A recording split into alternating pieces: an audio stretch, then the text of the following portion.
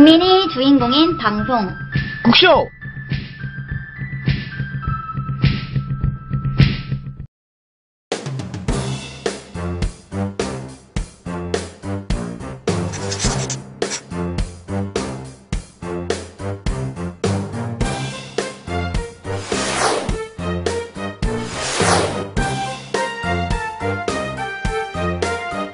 나도 도움이 필요한 사람이구나.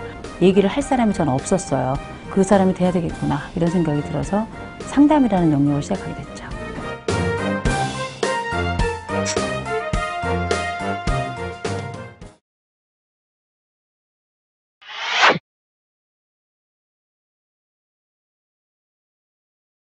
가족이라면 이럴 수가 있나 이런 얘기들 많이 하는데 저는 이렇게 생각합니다.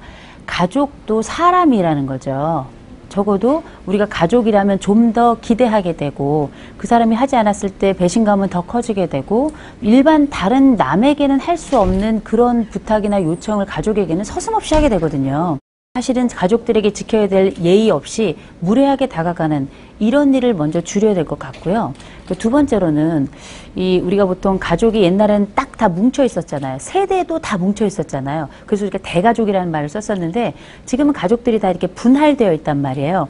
세대별로도 나눠져 있고 그 기러기 가족처럼 이렇게 예상치 못한 또 다른 시대의 흐름을 타고서 가족들이 이렇게 분할이 되어 있는데 분할되어 있는 가족들은 일상이라는 걸 잃고 살아요. 함께하는 일상이라는 게 없습니다. 그래서 이렇게 핵가족 시대에서는 상대방과 함께할 수 있는 소통의 통로가 필요하다는 건 함께 나눌 일상의 통로를 찾는 거거든요. 그 두 가지가 이렇게 눈으로 보고 있는 가족 문제를 해결하는 데는 중요한 부분이 되지 않을까 싶습니다.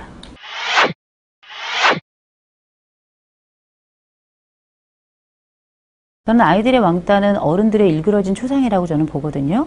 어른들이 그렇게 했어요. 아이들을 그렇게 하도록 시켰고 그 부분을 우리가 부인할 수는 없을 텐데 이를테면 요새 아이들이 학교에서만 왕따를 시키는 게 아니라 이런 메신저라든지 아니면 인터넷상 미투데이라든지 카스 이런 거 있잖아요. 이런 것에서 정말 입에 담을 수 없는 인터넷상에서 공격이 사실은 일상에서의 공격보다 상상을 초월할 몇 배의 충격을 줄 만한 이야기들이 많이 있거든요. 그래서 이 왕따라는 거는 기본적으로는 일단은 개인의 문제가 아니라는 건 확실해요. 학교가 반응하는 방식은 뭐냐면 최대 할 수 있는 게 이제 폭대위에 여는 거예요. 학폭이라 그러죠. 학교폭력대책위원회 열어가지고 거기서 이제 함께 모인 사람들이 이렇게 하자 그러면 그렇게 결정이 나서 강제 전학을 시킨다든지 이런 방식을 택하고 있는데 이런 그냥 단순히 입막음을 하는 방식으로는 더 이상 이건 해결될 수 없다는 거죠. 더 현실화돼야 돼요. 왕따 아이들이 생겨나지 않는 구조를 만드는 것도 굉장히 중요하지만 지금 이미 왕따는 생겨난 거고 왕따가 생겨났을 때 이 아이들은 다시 학교로 복귀가 어렵습니다. 학년이 올라가고 학교가 바뀌어도 왕따는 계속되거든요. 이거를 그 아이가 가지고 있는 성격적 문제라고만 둘 게 아니라 체제가 도와야죠. 얘가 어떻게 하면 그럼 이런 성격적 문제를 극복할 수 있도록 지원을 하는지 상담 한 번 받을래도 5만 원, 10만 원이에요. 그거 아이만 받는 게 아니라 부모도 받아야 돼요. 그러면 10만 원, 20만 원이에요.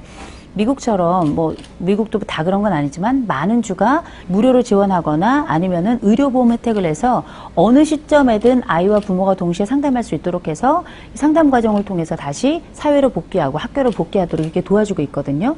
우리나라는 그 체제가 있긴 하지만 연속적인 게 아니라 굉장히 다 끊어져 있어요. 그리고 실제 학교 현장에서도 선생님들도 너무 많은 인력 때문에 왕따된 아이만 돌볼 수는 없는 상황이고요.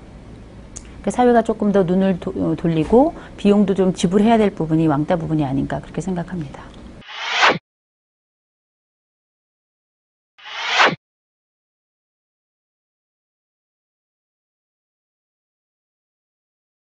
성교육이 얼마나 실효성이 있느냐라는 질문으로 들리는데요. 일단 학교 성교육은 실효성이 없습니다. 요새 아이들이 옛날 과거에 사용했던 그런 여러 영상물들 보면 그거 보면서 밑에서 이제 야동 본다 이런 얘기 하잖아요. 이미 아이들에게는 과거 성교육은 이미 의미 없는 일이고 걔네들은 옛날에 슬라이드로 우리가 했던 성교육은 아이들에게 요새는 동영상이고요. 그리고 독서실 끝나고 나서도 화장실에서도 비일비재하게 성관계가 일어나고 아이들 사이에서도 자기네들끼리 누구는 이렇다 어떻다 해가지고는 서로 간에 스와핑 드러나고 있고요. 과거의 성교육이 얼마나 비현실적인지 실제 그 성교육으로는 내가 그 성과 관련된 어떤 사건, 사고가 일어났을 때 조금도 대처할 수가 없어요. 성교육이 아니라 실질적 성교육 혹은 적극적 성교육을 해야 된다. 이렇게 제가 강조를 하거든요. 어떻게 하면 자기를 보호하면서도 동시에 남까지 보호할 수 있는가, 실질적으로 여러 가지 도구들을 어떻게 쓸 수 있는가, 이런 것들이 직접 눈으로만 보면 안 되고요. 손으로도 해볼 수 있어야 되고, 이를테면 콘돔을 끼워본다든지 뭐 이런 것들, 또 실제 여학생이나 남학생이나 가방에 콘돔 가지게 다니게끔 하는 거, 또 일괄 배포하도록 하는 거.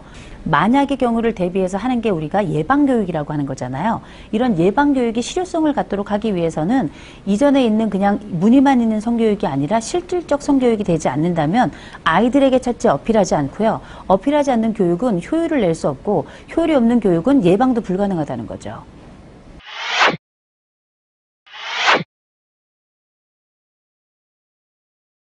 노년을 준비한다는 건 두 가지 측면으로 준비가 필요하다고 보는데, 하나는 개인적인 측면이 있고 또 하나는 사회적인 측면이 있어요. 개인적 측면이라는 건 이를테면 건강관리도 하고 연금도 들어놓고 사람들하고 인간관계도 쌓아놓고 취미활동도 만들어놓고 뭐 할 수 있다면 일도 뭐 할 수 있으면 좋고요. 이거는 개인이 하는 준비가 아니라 사회가 해야 되는 준비예요. 복지 수준 높이고요. 돈 때문에 고통받는 노인들이 줄어들 수 있도록 애써야 되고, 우리나라가 노인복지가 OECD 국가 중에 최하위입니다. 그리고 고령화 속도는 가장 빨라가지고 흔히 우리가 압축적 고령화라는 걸 겪고 있거든요. 이 상황과 앞으로 우리가 어떤 걸 준비하고 있는가를 이렇게 비교해서 생각을 해보면 지금부터 10년까지도 굉장히 힘들고 어려운 노년들의 삶을 보게 될 거고요. 그 사이라도 우리가 준비를 한다면 그 이후 노년은 훨씬 더 나아질 텐데, 그러면 이거는 개인의 몫이냐? 아니라는 거죠. 사회가 준비해주고 돌봐야 할 사회적 약자를 어떻게 보호할 것인가에 대한 구체적인 안을 내놓고, 구체적인 전문가 내놓고, 구체적인 그 예산도 내놓고, 이렇게 해야 되는 하는 과정이 필요한 거죠.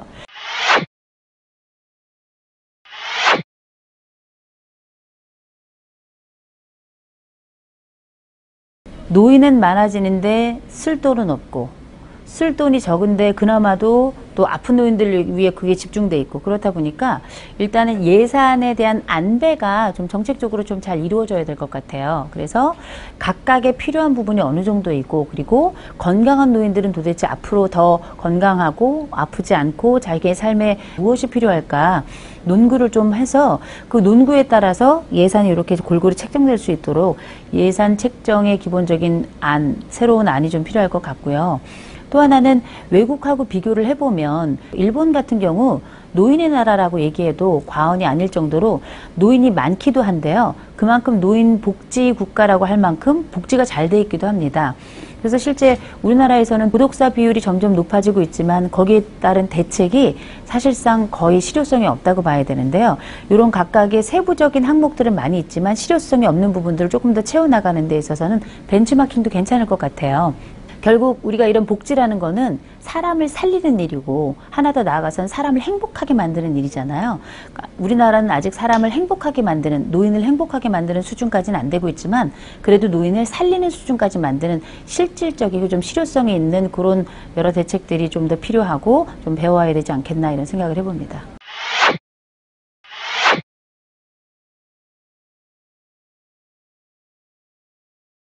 그 부분에 대해서 우리 청년들이 많이 우려하는 게 있어요. 그게 뭐냐?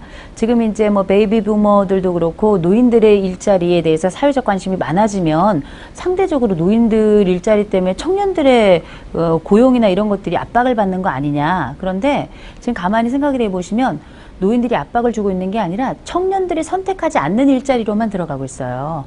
그러니까 이거는 서로 경쟁이 되지 않는다는 거죠. 특별히 최근에 정년이 연장됐잖아요. 정년이 연장되면 그 위에서 계속 유지하고 있는 분들 때문에 올라오는 분들이 좀 적게 되지 않겠나?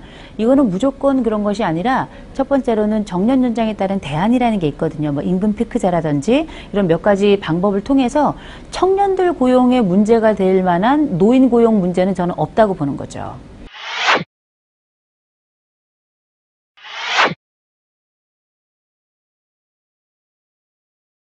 우리가 행복감이라고 하는 거는 어떻게 보면 내가 살아야 될 이유를 제공하는 거거든요. 근데 우리나라의 사람들이, 특별히 우리나라 청소년들이 왜 이렇게 행복감이 낮은가 생각을 해보면 결국은 사회가 우리 아이들을 경쟁 구도로 몰아가는 거기 때문에 내가 아무리 공부를 잘해도 나보다 더 잘하는 애가 있으면 나는 불행한 거예요. 이런 경쟁 구도, 경쟁 사회가 주는 가장 큰 그 비수를 꽂는 게 그 비수가 바로 좌절감이거든요. 그리고 나서는 이 좌절감이 완전히 자리를 잡아요.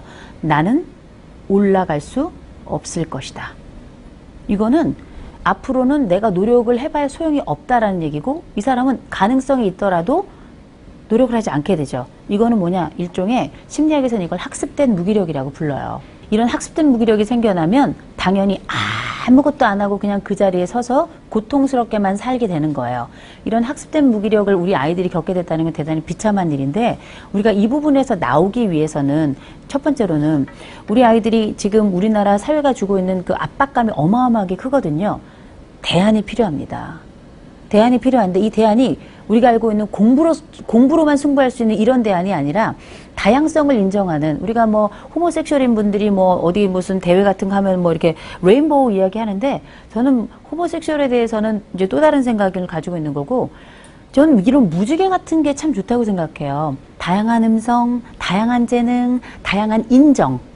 내가 재능이 있다 그래도 누군가 인정을 해주지 않으면 안 되니까, 이런 다양한 재능에 대한 다양한 인정, 또 다양한 시선, 이런 여러 가지 목소리들이 반영될 수 있는 사회가 될 수 있도록 어른들이 해야 될 몫이 굉장히 크다는 거죠. 그러니까 요새는 수포자, 과포자들이 많잖아요. 수학 포기한 아이들, 과학 포기한 아이들 많은데, 걔네들은 스스로를 인포자라고 불러요. 인생을 포기한 아이들이라고. 수학과 과학을 못한다고 해서 인생이 포기된다고 얘기하는 건 아이들 입에서 나온 게 아니라는 거죠. 어른들이 격려해주고 늘 대안이 있다는 걸 얘기해줘야 아이들은 10층에서 떨어지지 않는 거예요. 이것 말고는 길이 없다고 생각하니까 결국은 자기를 공격하는 자살을 선택하는 건데, 이것 말고 또 다른 대안이 있다고 어른들이 이야기해 준다면 거기서 아이들은 빛을 보게 될 겁니다.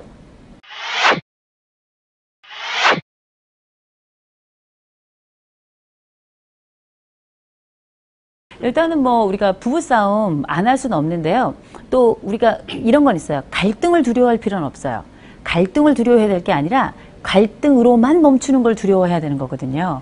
갈등이 있어야 갈등의 해결법도 배우는 거기 때문에 우리가 굳이 갈등을 두려워할 필요는 없지만, 놀랍게 부부싸움은 한 번 갈등 체제로 들어가면 이게 첫 번째 싸웠던 내가 지금 싸우고 있는 이 주제로 멈추는 게 아니라 과거의 이야기들이 계속 오기 때문에 엄청나게 확대되는 효과가 나타나요. 그러면 싸움을 했을 때 결국 우리가 하지 말아야 될 몇 가지 있죠. 뭐 인신공격하지 마라, 그쪽 부모들 이야기하지 마라, 뭐 이런 얘기 하지만 제일 중요한 건 싸움의 횟수를 현저히 줄여야 돼요. 안 싸우려고 애를 써야 돼요. 애를 쓰기 위해서 뭘 해야 되냐? 우리가 흔히 제일 많이 하는 건 뭐 있죠? iMessage 사용인데, 그건 뭐냐? 당신 왜 그랬어? 네가 그러고도 인간이니? 뭐 보통 이렇게 이야기하잖아요. 이게 아니라, 난 당신이 그렇게 이야기하니까 참 속상해. 내 마음을 전달하는 게 사건, 사실을 그대로 노출하는 것보다 훨씬 더 중요한 거라는 거. 또 두 번째는 부부싸움의 목적이 이혼이 아니라 화해라는 걸 기억해야 된다는 거예요. 우리가 화해를 목적으로 싸우는 사람이 어디 있어? 그렇겠지만 내가 이혼을 하지 않기 위해서는 내가 결국은 이 남자랑 혹은 이 여자랑 앞으로 이렇게 살아가고 저렇게 좀 더 나아져야 되겠다는 생각을 가지고 다툼을 하고 있다는 걸 절대 잊어버리면 안 된다는 거죠.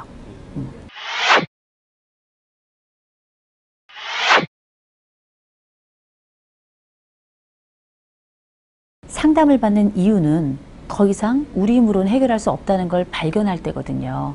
누구나 이렇게 더 이상 이제 어쩔 수 없다라는 순간이 올 거예요. 그때 상담은 여러 개 중에 하나의 대안이라는 거죠. 선택할 수 있는 대안이고, 내가 굳이 상담을 원치 않는다면 상담 안 와도 되지만, 만약에 내가 상담을 받아봐서 내 삶이, 내 관계가, 그리고 내 아픔이, 그리고 내가 알고 있는 사람들과의 수많은 이야기들이 재해석될 수 있고 치료될 수 있고 회복될 수 있다면 그건 한 번쯤 용기를 내볼 만한 일이다, 이렇게 말씀드리고 싶습니다.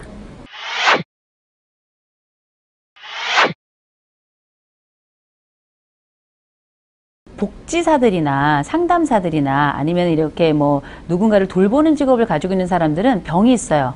나 아니면 안 되고 내가 그 사람을 돌봐야 될 것 같고 이런 마음이 저절로 우러나오고, 그러다 보니까 일 자체가 너무 많아요. 그러니까 늘 항상 몸에 과부하가 걸리거든요. 사람은 몸이 하나인데 해야 되거나 하고 싶은 일이 너무 많은 거예요. 그래서 제가 결정한 게 일에 한계를 두자.